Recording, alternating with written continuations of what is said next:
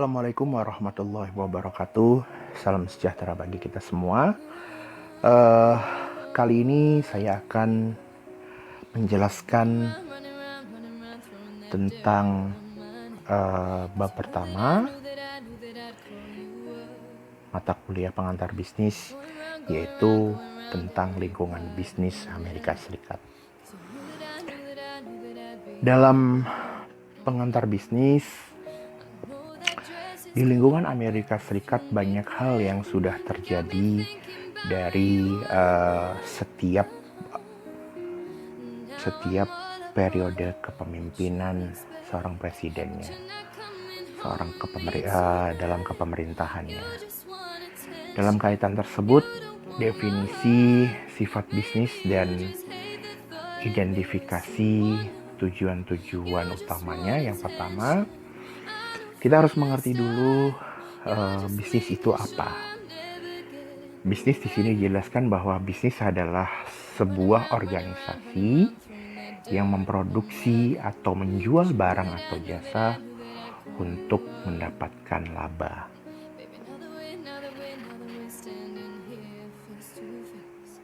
Kemudian dalam prospeknya, memperoleh laba adalah selisih antara pendapatan dan pengeluaran bisnis yang mendorong orang untuk membuka dan memperluas bisnis. Artinya, dari definisi sifat bisnis dan identifikasi tujuan-tujuan utamanya, bisnis sendiri adalah sebuah organisasi yang memproduksi atau menjual barang dan jasa untuk memperoleh laba.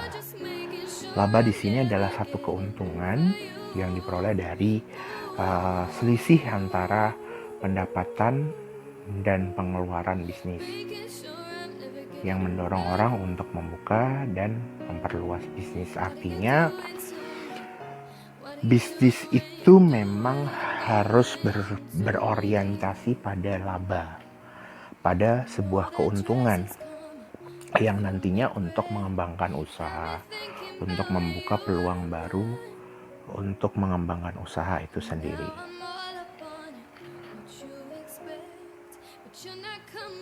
Kemudian, laba mengimbali pemilik untuk mengambil resiko yang tercakup dalam menginvestasikan uang dan waktu mereka. Dalam kaitannya ini, keuntungan adalah bagaimana caranya seorang pengusaha bisa memberikan kontribusi lebih dan juga bisa mendapatkan manfaat dari hasil penjualannya, hasil bisnisnya, di mana yang bisa mengimbali pemilik untuk mengambil risiko yang tercakup dalam menginvestasikan uang dan waktu mereka. Jadi semuanya, kalau kita berpikir tentang bisnis, maka kita harus berpikir tentang pengorbanan. Sebuah pengorbanan nanti akan diukur dari kualitas, kemudian sebuah produk hasil produksinya yang akan dijual, lalu baru berpikir tentang keuntungan atau laba. Kemudian bisnis memproduksi sebagian barang-barang dan jasa yang dikonsumsi orang dan memperkerjakan banyak orang. Artinya, secara sifat bisnis dan identifikasi tujuan-tujuan utamanya, bisnis adalah juga untuk bisa memberikan peluang baru sebagai salah satu pelopor untuk membuka kesempatan orang lain untuk bekerja, mengentaskan pengangguran, untuk mengentaskan kemiskinan. Kemudian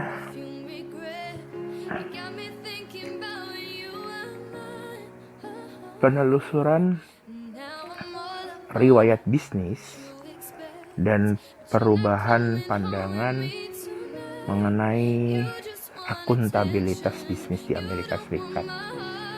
pada abad ke-19 menjadi solusi peningkatan wirausahawan dalam skala besar, dan bisnis Amerika Serikat menganut filosofi laissez-faire.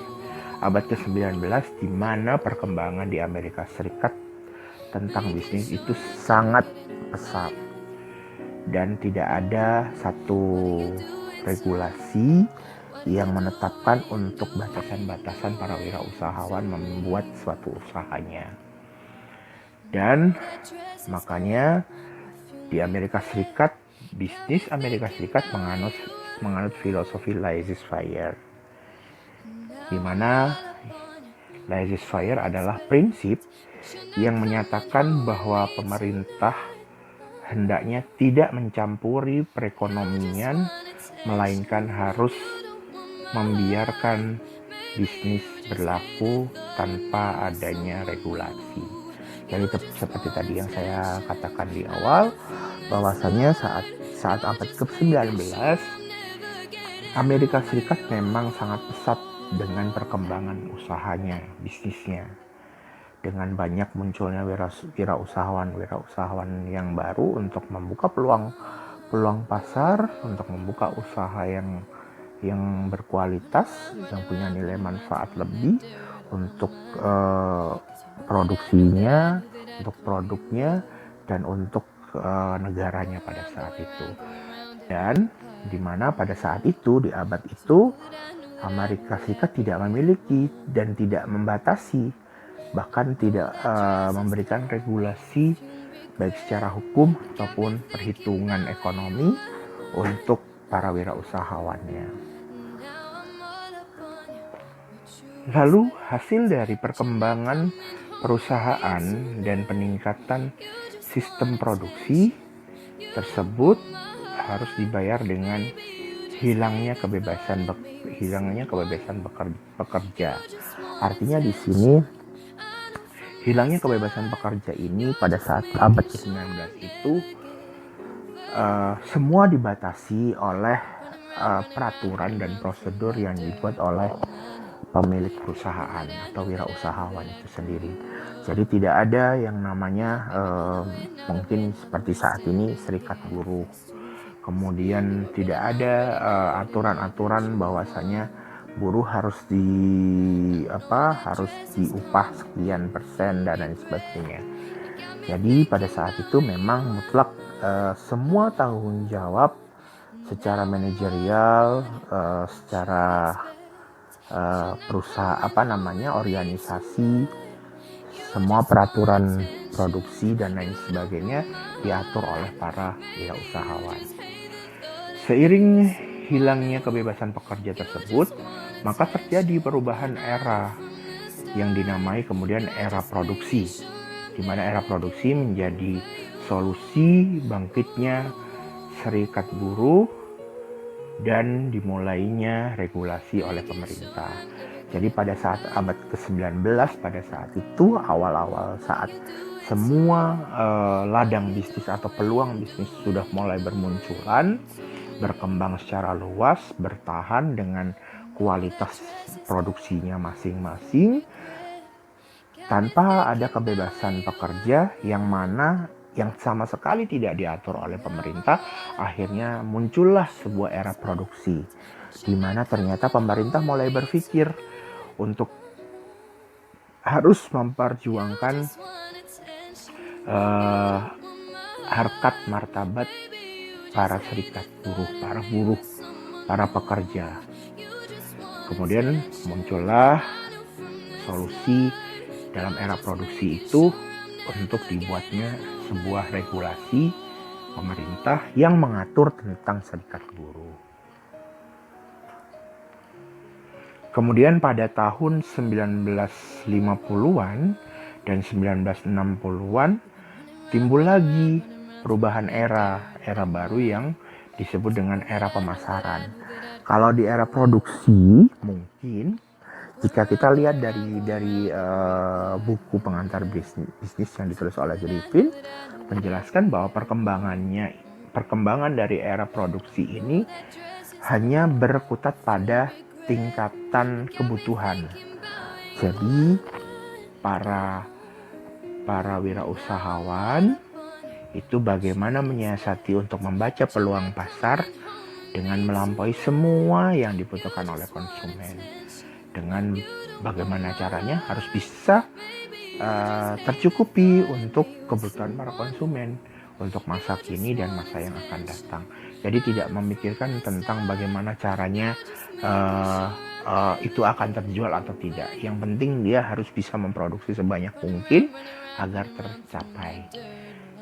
Kemudian di era pemasaran, di era ini produsen barang dan jasa mulai mencari apa? Mencari tahu apa yang dibutuhkan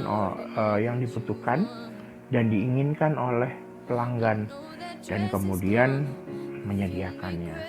Tadi yang saya katakan bahwasanya di era produksi pada saat itu mereka hanya berpikir bagaimana caranya mengelola sesuatu produk barang atau jasa yang mereka hasilkan untuk bisa dilahirkan atau maksudnya diproduksi sebanyak mungkin agar nantinya bisa tercukupi tanpa berpikir bagaimana caranya melihat pengelolaan untuk kualitas, kemudian target pasarnya seperti apa dan lain sebagainya. Kemudian masuk dalam era pemasaran di mana era itu berubah, bukan hanya nilai produksi yang dipikirkan tetapi bagaimana caranya mereka juga menjadi satu pelopor untuk mencari peluang baru tentang apa yang dibutuhkan dan apa yang diinginkan oleh para konsumen. Kemudian mereka berlomba-lomba untuk menyediakan. Kemudian pada tahun 1980-an muncul fenomena ekonomi global yang menyebabkan adanya perbaikan dalam sistem komunikasi dan transportasi.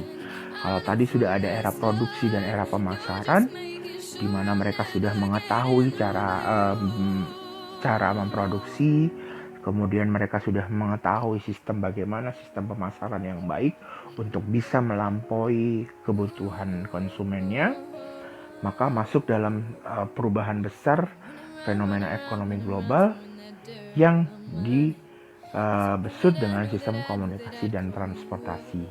Perbaikan tersebut kemudian menular kepada metode internasional yang lebih efisien dalam pembiayaan produksi, kemudian distribusi, dan pemasaran produk atau jasa secara bersama-sama.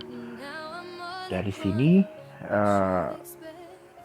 di Amerika Serikat pada saat itu dijelaskan bahwa dari era produksi dan era pemasaran akhirnya memiliki satu sistem bagaimana caranya untuk pengelolaan pembiayaan yang baik.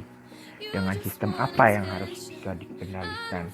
Kemudian bagaimana harus bisa melampaui keinginan para konsumen besar yang mungkin di luar negara lain seperti itu. Kemudian dengan adanya perbaikan tersebut maka muncul satu era yang dipicu oleh internet. Era tersebut dinamai dengan era informasi. Kemudian masuklah era informasi di mana yang akhirnya bisa mengelola sistem pembiayaan, produksi, pemasaran itu secara intens, secara terstruktur dengan pengelolaan yang baik. Kemudian perkembangan dalam era ini memberikan dorongan dalam perdagangan di semua sektor ekonomi, khususnya di bidang jasa.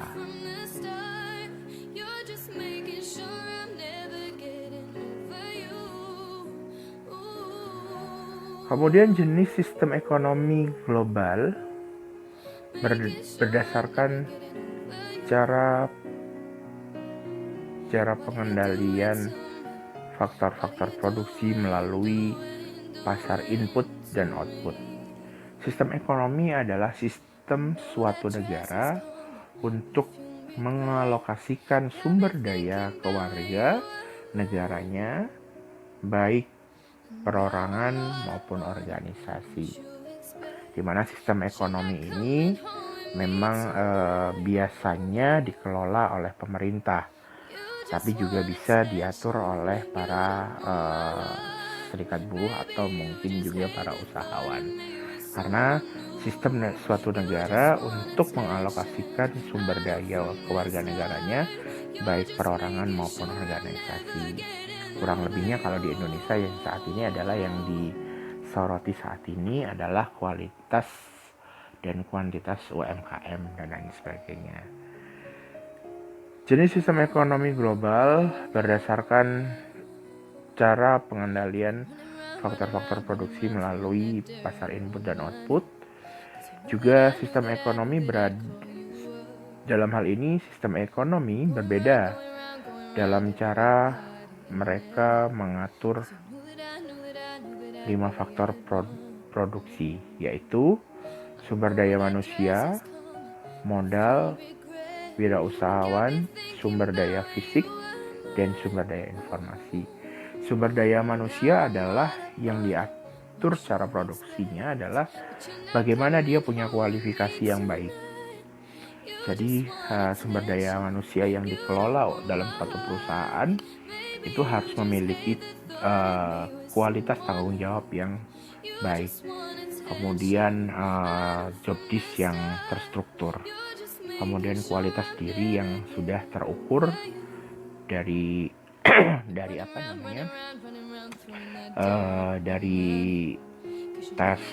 tes atau pengembangan diri. Kemudian modal ini adalah fase yang paling krusial sekali, yang bisa jadi juga ini hal yang paling utama sebelum adanya sumber daya manusia. Modal agar bisa membuat suatu peluang bisnis, kita juga harus memerlukan modal untuk akhirnya menentukan ide pokok, tujuan usaha, kemudian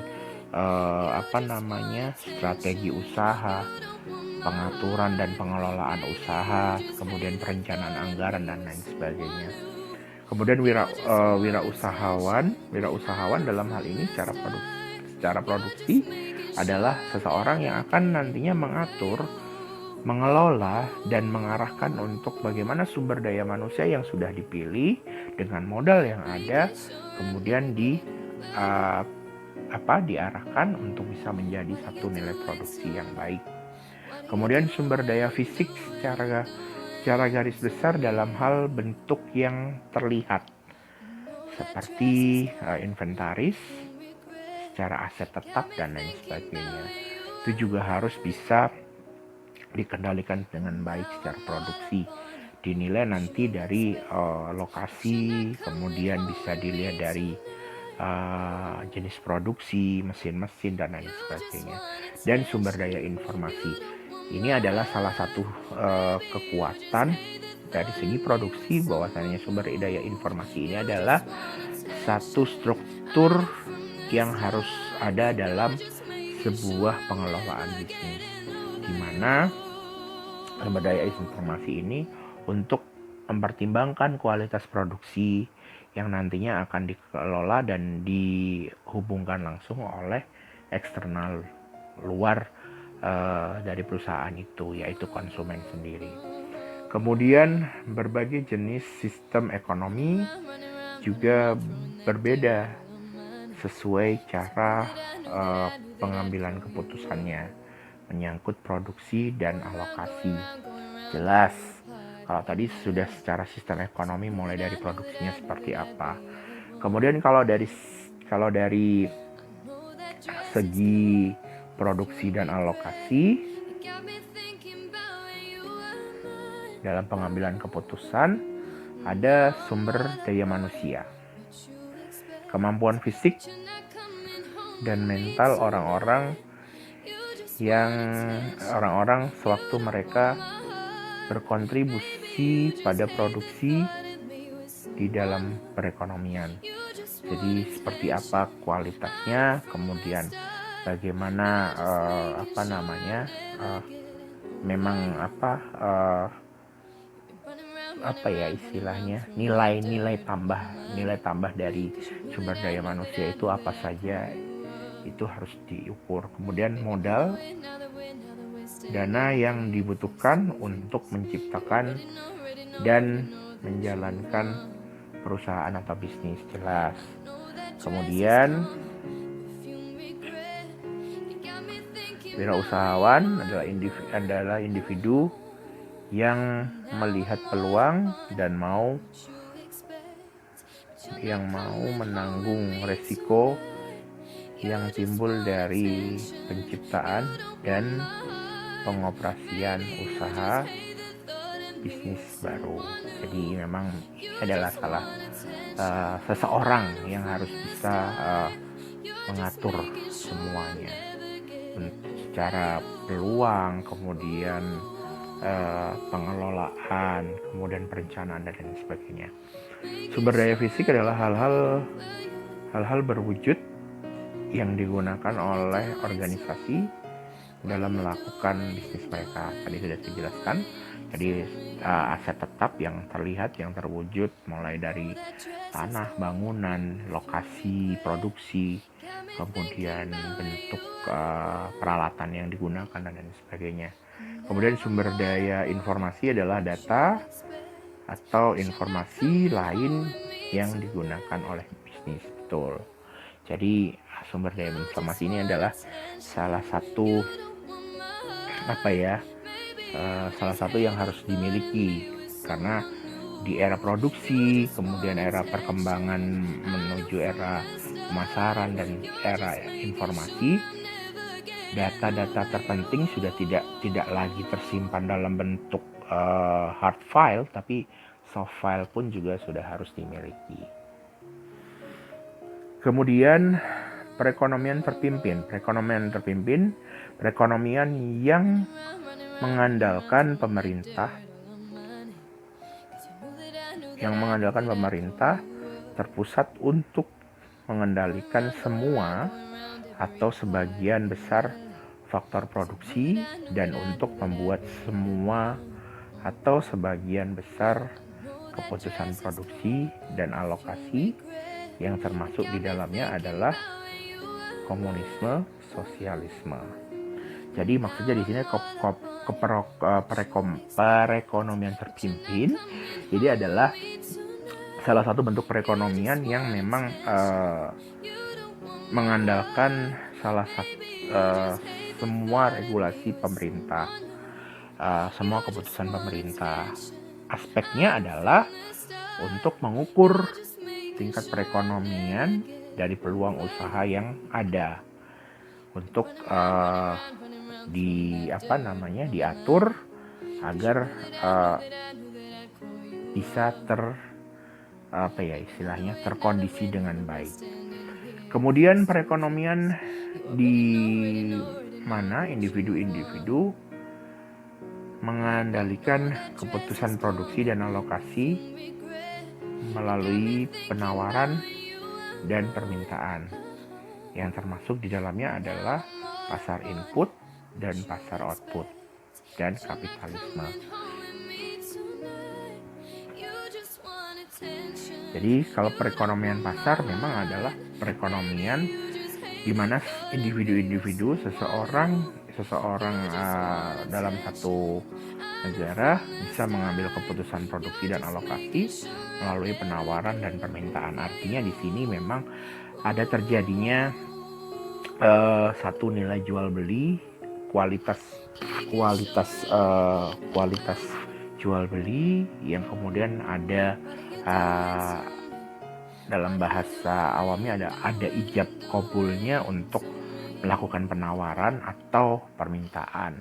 Jadi ketika ada permintaan maka akan ada penawaran. Jadi nilainya akan dilihat dari berapa besar jumlah penawaran atau jumlah permintaannya. Kemudian pengertian secara garis besar, pasar input adalah di mana perusahaan membeli sumber daya dari rumah tangga yang berfungsi sebagai pemasok. Jadi perusahaan besar biasanya cenderung mau bekerja sama dengan sumber daya atau mungkin usaha rumahan yang bisa dijadikan sebagai pemasok untuk merelevansikan produknya agar bisa tersampaikan kepada konsumen. Kemudian pasar input adalah perusahaan menawarkan barang dan jasa untuk menanggapi permintaan pihak rumah tangga. Artinya perusahaan besar justru malah lebih menawarkan untuk barang dan jasanya untuk melampaui permintaan pihak rumah tangga atau pihak usaha rumah tangga tersebut. Kalau input memang membeli secara langsung untuk dikelola seperti itu. Kemudian perekonomian pasar yang ketiga adalah bisnis dari politik pasar adalah kapitalisme, di mana kapitalisme mendorong kepemilikan swasta atas faktor-faktor produksi dan mendorong kewirausahaan dengan menawarkan laba sebagai insentif. Jadi secara kapitalisme memang mendorong kepemilikan baik swasta, khususnya swasta ya, ini memang salah satu kecenderungan bisnis untuk alokasi pemilik usaha di luar pemerintah atas faktor-faktor produksi dan mendorong kewirausahaan dan menawarkan laba sebagai insentif. Jadi ada MOU, ada nilai kerjasamanya yang harus dibayarkan. Kemudian perekonomian pasar campuran, sistem ekonomi yang menampilkan sifat-sifat perekonomian terpimpin maupun perekonomian pasar yang termasuk di dalamnya adalah privatisasi, sosialisme. Privatisasi adalah proses perubahan perusahaan pemerintah jadi milik swasta. Ya.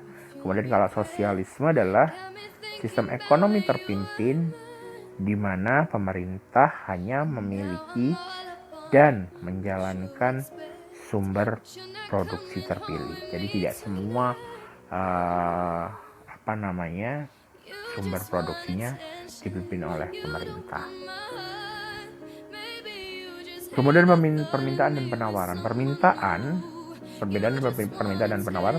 Permintaan adalah keinginan dan kemampuan pembeli untuk membeli produk atau jasa tertentu. Penawaran, keinginan dan kemampuan produsen untuk menawarkan produk dan jasa tertentu untuk dijual. Saya rasa jelas untuk ini.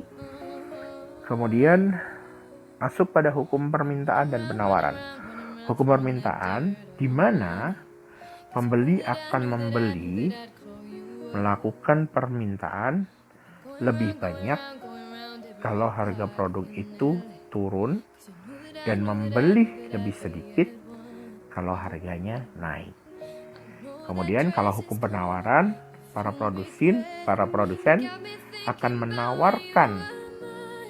melakukan penawaran lebih banyak untuk dijual jika harga produksi naik dan menawarkan lebih sedikit jika harganya turun.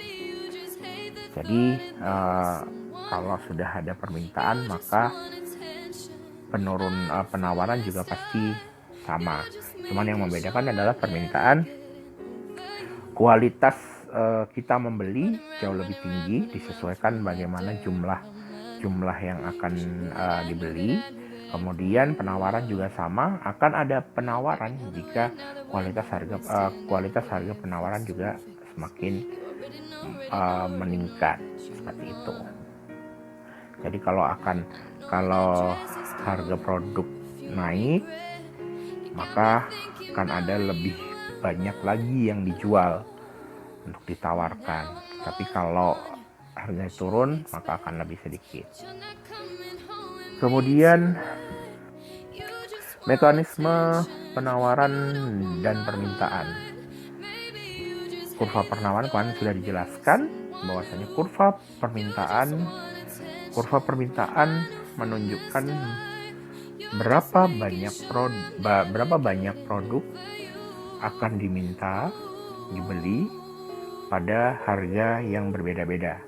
Kalau kurva penawaran menunjukkan berapa banyak jumlah produk akan disediakan, ditawarkan untuk dijual pada harga yang berbeda-beda. Kemudian, bila kedua kurva dibagikan ke grafik yang sama, titik perpotongannya adalah harga pasar dan harga equilibrium. Oke. Harga pasar adalah harga di mana kualitas barang yang diminta dan kuantitas barang yang ditawarkan sama. Jadi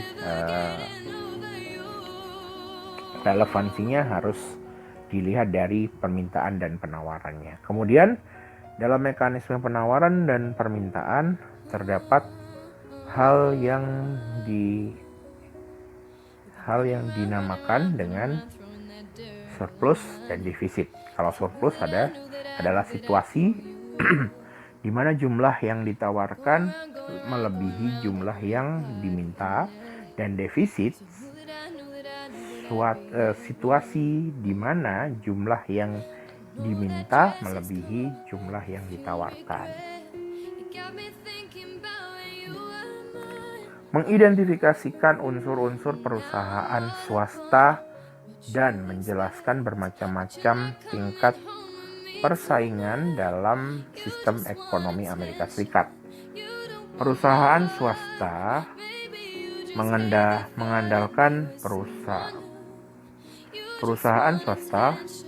mengandalkan yaitu sistem ekonomi yang memperbolehkan individu-individu memenuhi kepentingan pribadi mereka tanpa pembatasan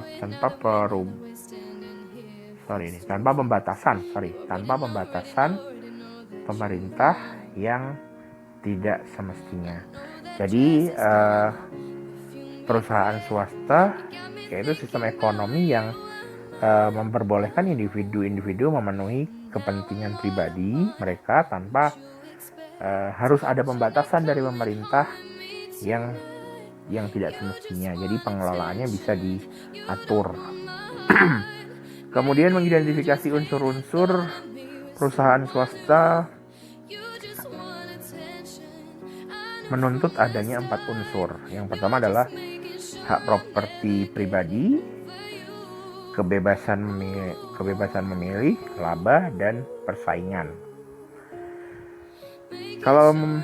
Kalau membicarakan tentang hak properti pribadi, kepemilikan atas sumber daya yang digunakan untuk menciptakan kekayaan berada di tangan individu.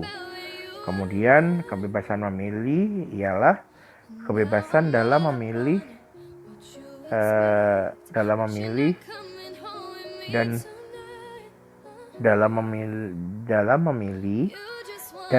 menjual tenaga kerja kepada siapa saja, dan juga memberi dari produsen yang mana saja. Kemudian laba yang diantisipasi berpengaruh kuat pada pilihan individu atas barang atau jasa yang akan mereka produksi. Kemudian persaingan,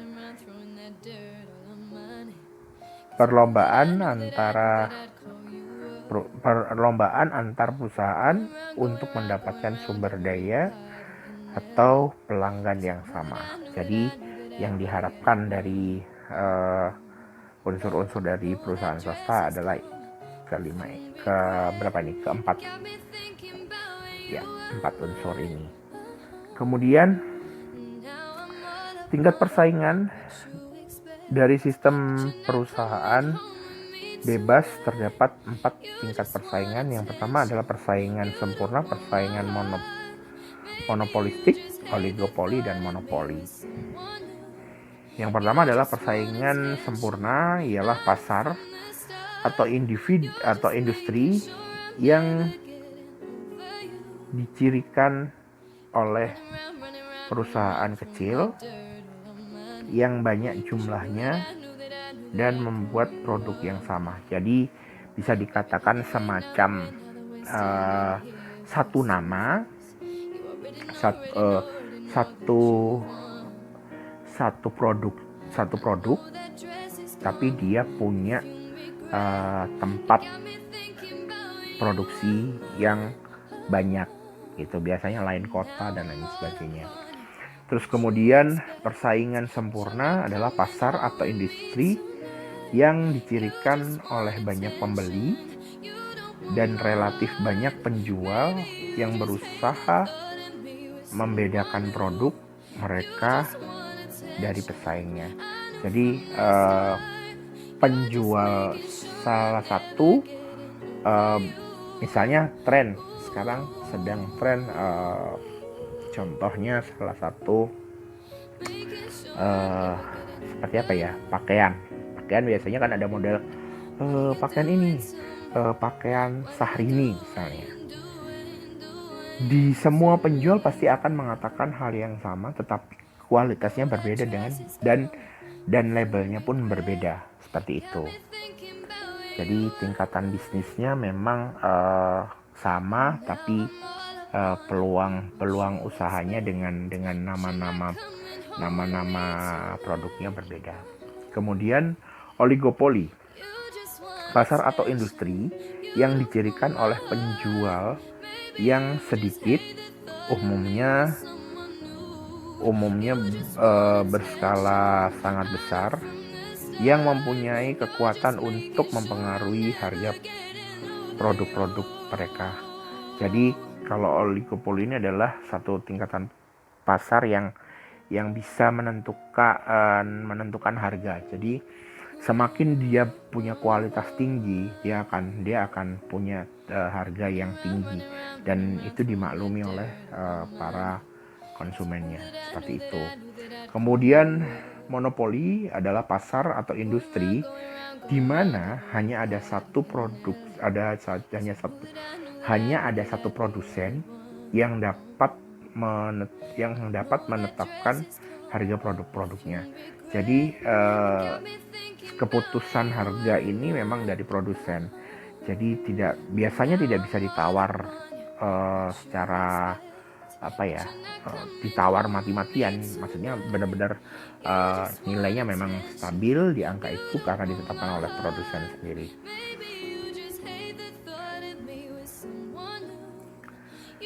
Menjelaskan konsep tentang batas organisasi dan lingkungan multi-organisasi.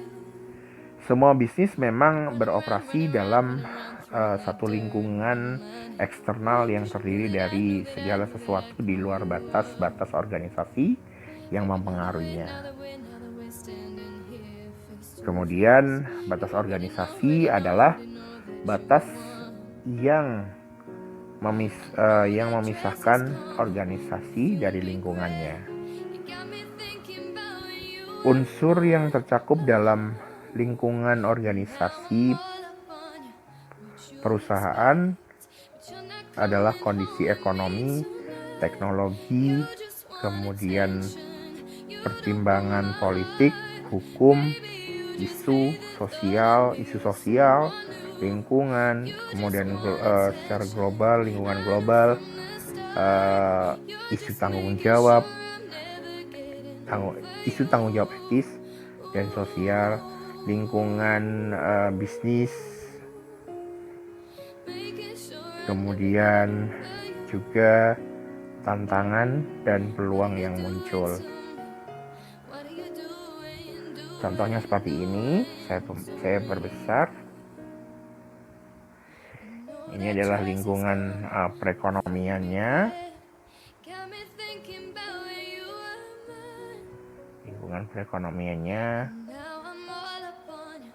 Kemudian ada lingkungan teknologi. Kemudian ada lingkungan hukum politik. Kemudian lingkungan global. Kemudian tantangan dan peluang yang muncul.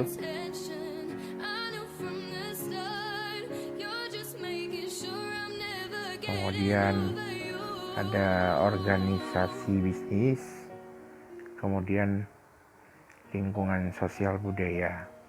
Jadi ini pengaruh, bisa dikatakan pengaruh.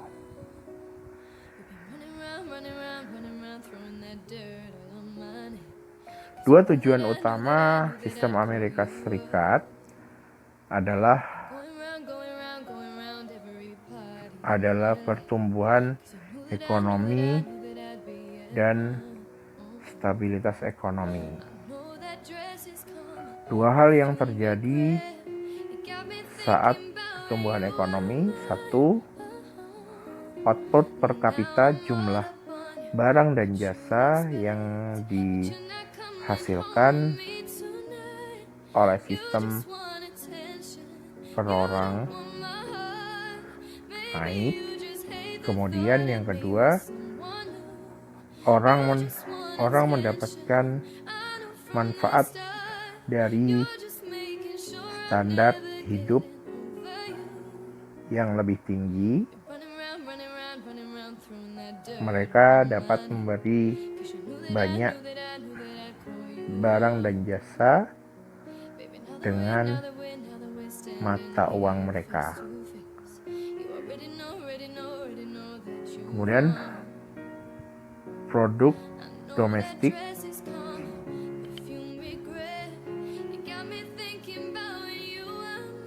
bruto, nilai total barang dan jasa yang diproduksi dalam periode tertentu oleh ekonomi nasional dengan seluruh faktor produk dalam negeri. Jika GDP naik, maka jumlah output juga naik. Jika jumlah output naik, maka ada pertumbuhan ekonomi. Produktivitas membandingkan berapa banyak yang diproduksi oleh sistem dengan berapa banyak sumber daya yang dibutuhkan untuk memproduksinya. Kemudian standar hidup meningkat hanya melalui kenaikan dalam produktivitas dan pertumbuhan real dalam GDP mencerminkan pertumbuhan dalam produktivitas. Hal yang dapat menghambat pertumbuhan yaitu biasanya adalah rencana perdagangan dan hutang nasional. Jelas ini bisa digarisbawahi bahwa semakin kita memiliki banyak hutang, malah suatu negara akan memiliki kualitas GDP yang menurun. Jadi pertumbuhan ekonominya tidak pesat.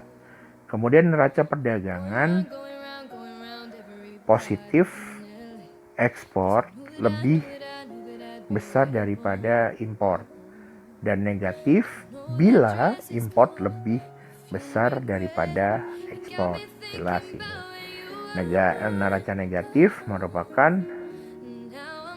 defisit perdagangan. Jadi kalau misalnya akan dinilai surplus, maka kualitas dari neraca perdagangan itu harus harus positif.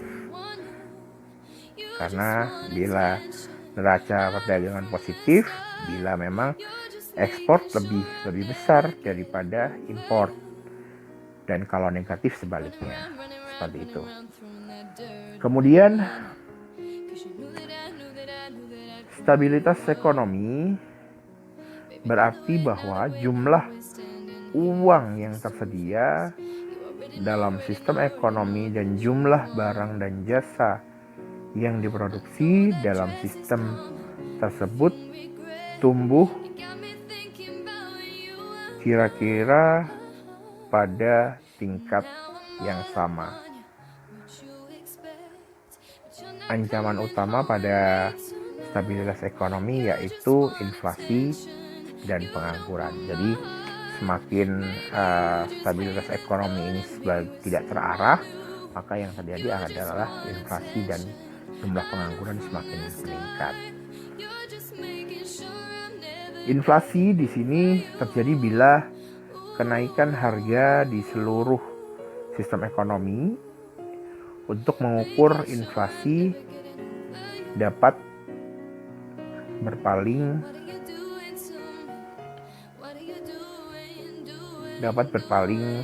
melihat ke CPI ya, atau Consumer Price Index ya.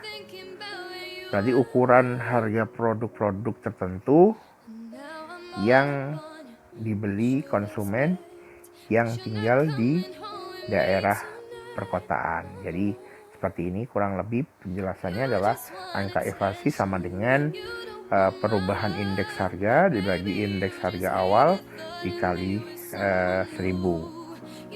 Ini rumus angka inflasi dikali 100 ya.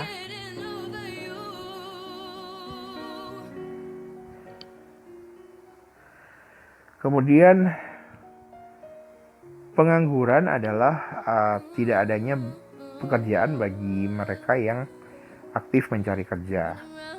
Pemerintah mengelola ekonomi melalui dua perangkat kebijakannya. Yang pertama adalah pemerintah mengelola penagihan dan pengeluaran pendapatannya melalui kegiatan fiskal seperti kenaikan pajak. Kemudian yang kedua adalah kebijakan moneter, berfokus pengendalian ukuran pasokan uang negara. Kemudian selanjutnya kebijakan fiskal, kebijakan materi yang diharapkan secara bersama-sama membentuk kebijakan stabilisasi. Kebijakan stabilisasi adalah kebijakan perekonomian pemerintah yang tujuannya adalah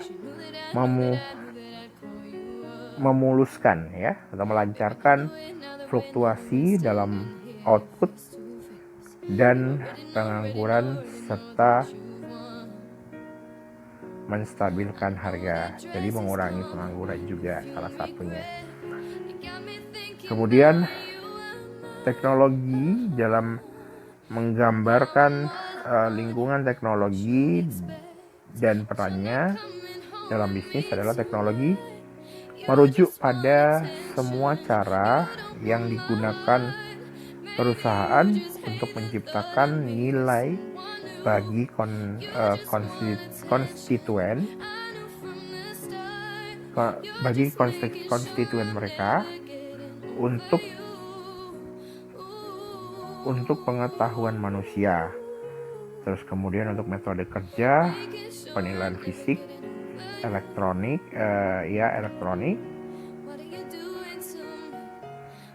dan telekomunikasi serta berbagai sistem pengelolaan. Jadi memang secara teknologi adalah yang dibutuhkan oleh sebuah di lingkungan teknologi memang adalah kualitas dari semua pengelolaannya secara informatif. Kemudian menggambarkan lingkungan teknologi dan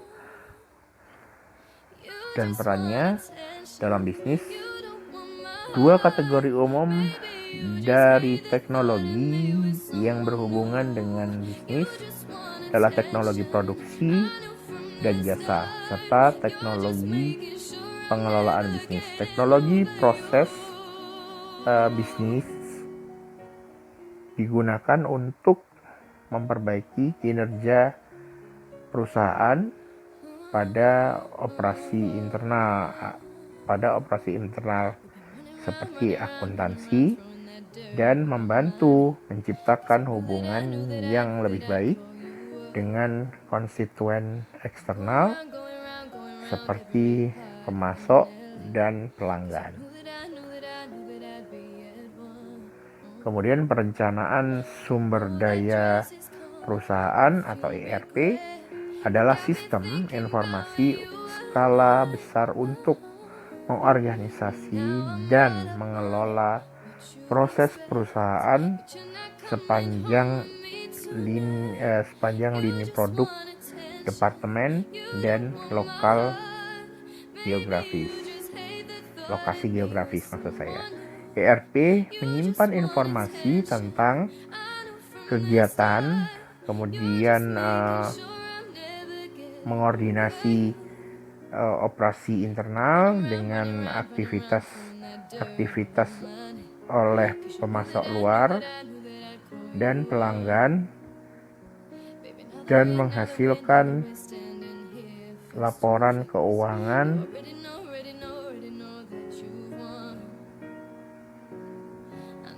dari menit ke menit, ya.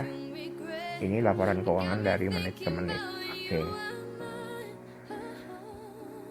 Seperti ini kurang lebih contohnya ERP. Ya, perlu saya jelaskan lagi. Jadi memang sebuah perusahaan itu harus memiliki lingkungan teknologi, lingkungan sumber daya manusia, dan lain sebagainya harus terstruktur dengan baik untuk pengelolaan bisnisnya. Kemudian menggambarkan lingkungan hukum, politik, lingkungan hukum, politis, dan perannya dalam bisnis. Lingkungan politik dan hukum mencerminkan hubungan antara bisnis dan pemerintah, biasanya dalam bentuk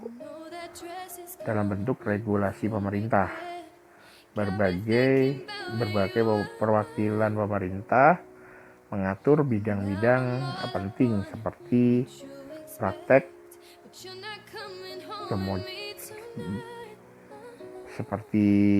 praktek, periklanan, pertimbangan keamanan dan kesehatan, serta standar perilaku bisnis yang dapat diterima. Jadi dalam hal ini memang patokannya dengan pemerintah, nantinya akan ada regulasi dari pemerintah yang harus ditaati. Kemudian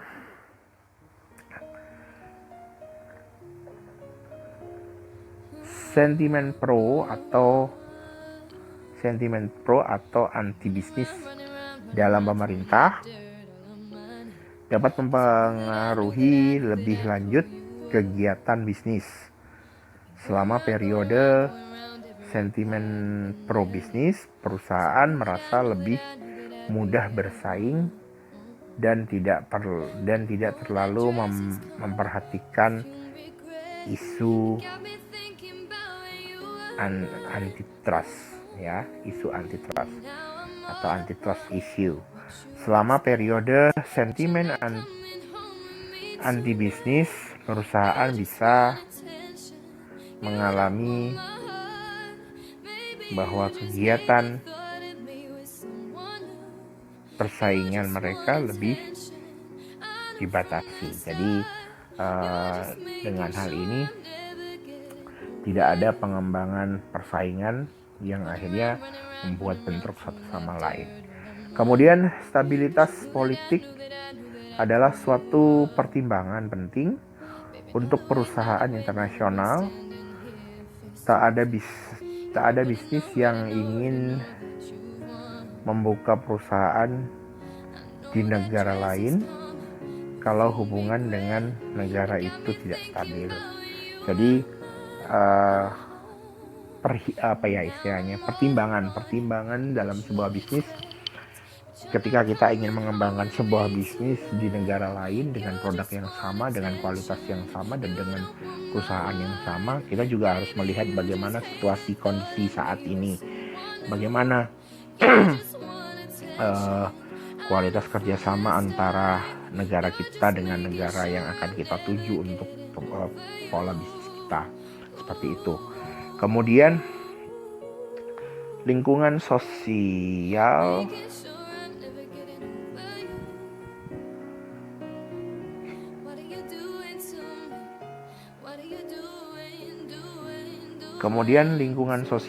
mencakup kebiasaan, adat istiadat, nilai, dan karakteristik demografis dari masyarakat di negara di mana sebuah organisasi berperan, beroperasi. Proses sosial budaya menentukan barang dan jasa serta juga standar perilaku bisnis yang dihargai dan diterima dengan baik di masyarakat tersebut. Kemudian selain kondisi politik antar negara, juga dalam lingkungan sosial juga harus melihat dari nilai estetik dari masyarakat tersebut secara demografisnya seperti apa, agar produk dan barang dan jasa kita juga bisa diterima dengan baik sebagai produk lokal yang bisa berkembang, seperti itu. Kemudian pilihan dan selera pelanggan bervariasi baik di luar dan di dalam batas negara. Faktor sosial budaya juga berpengaruh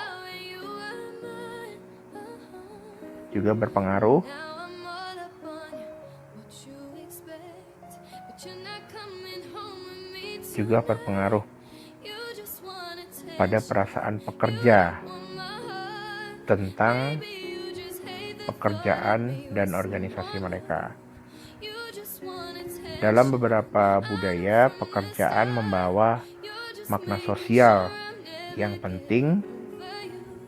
Di tempat lain, pekerjaan hanyalah suatu sarana untuk satu tujuan dan orang hanya memperhatikan soal upah dan keamanan kerja. Jadi tidak semua posisi dalam sebuah pekerjaan itu dalam satu negara atau mungkin dalam suatu tempat itu sama pola pikir dan tentang pengertian bekerja itu sama, tidak. Jadi memang kita harus melihat kondisi masyarakatnya seperti apa. Kemudian suatu unsur yang paling penting dalam lingkungan sosial budaya adalah praktek pelaksanaan etika dan tanggung jawab sosial.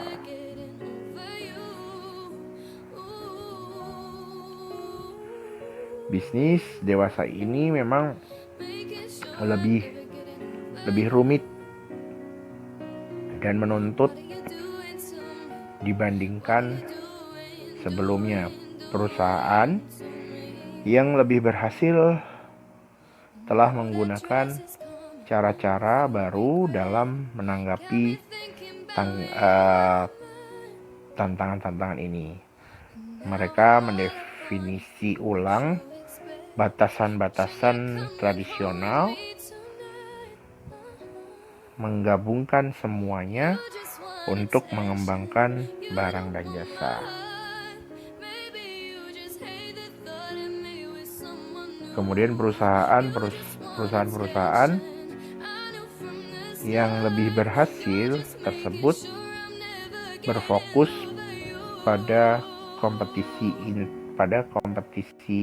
inti mereka, keterampilan dan sumber daya yang mereka gunakan untuk dapat bersaing dan menciptakan nilai bagi pemiliknya.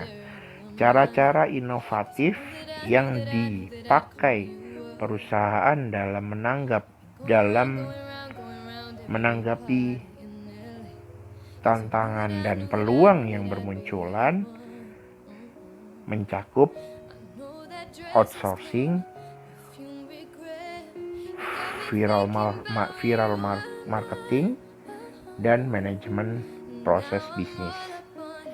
Jadi pada dasarnya bahwa sesuatu yang bisa terjadi yang mengidentifikasikan tantangan-tantangan dan peluang yang timbul dalam lingkungan bisnis adalah salah satunya outsourcing.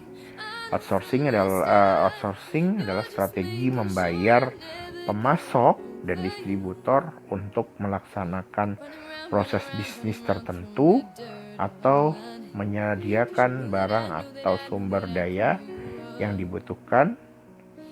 Kelemahannya, hilangnya kontrol perusahaan atas operasi dan informasi.